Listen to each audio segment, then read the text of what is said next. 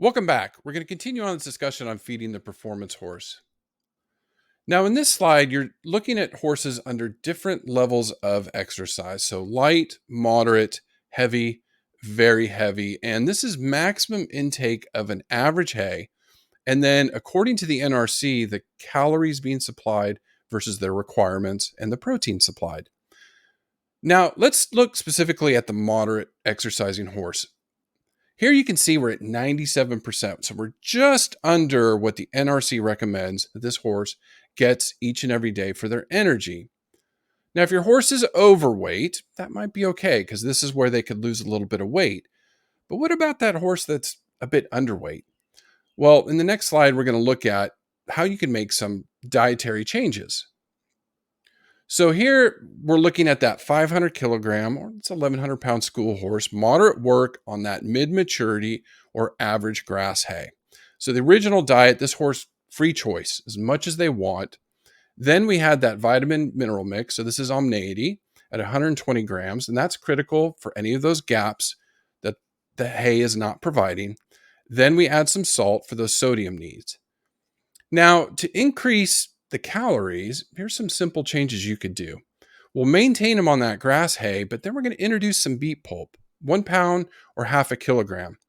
Now, beet pulp's highly fermentable in the hindgut, and this is going to act as a carrier with that oil that we're going to add at 100 milliliters or 3.5 ounces. And then we'll maintain that Omni-80 and then the salt. So let's see what that does.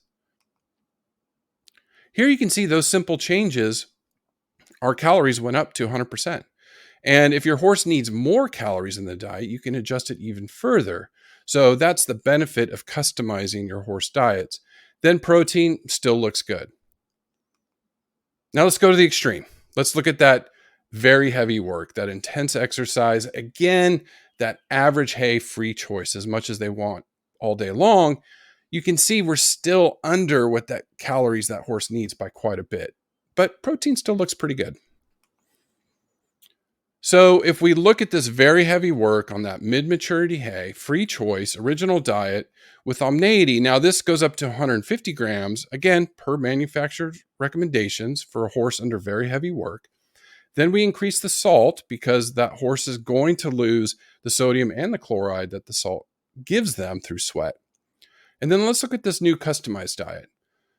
So we can add 10 pounds or 4.5 kilograms of alfalfa. We'll up the beet pulp to 3 pounds or 1.36 kilograms because we're going to increase the oil to 450 milliliters or 16 ounces. Then we can add just a pound of oats or 0.45 kilograms. And we're going to add some electrolytes because these horses under heavy or very intense work are going to sweat quite a bit. And so we need to replenish those all important electrolytes. So let's see what that does. Here in the original diet, again, just the hay at 79%, now we bump that up to 102%. Protein still looks great. So by customizing the diet for this horse, we are now meeting their nutritional needs. So when you're looking for calorie sources, here's some things to keep in mind. We look at oils or oats or beet pulp are all good sources of energy for horses. Oils are very energy dense, but they need to be added to the diet slowly. So like any dietary change you make with your horse, you want to do it over a period of 2 to 3 weeks. But horses do very well on oil. Then when we look at oats, it's a great grain option for the horse. It's got some good quality protein in it, high starch digestibility in the small intestine. So that's always a good option when you're looking at grain sources for your horses. And then beet pulp.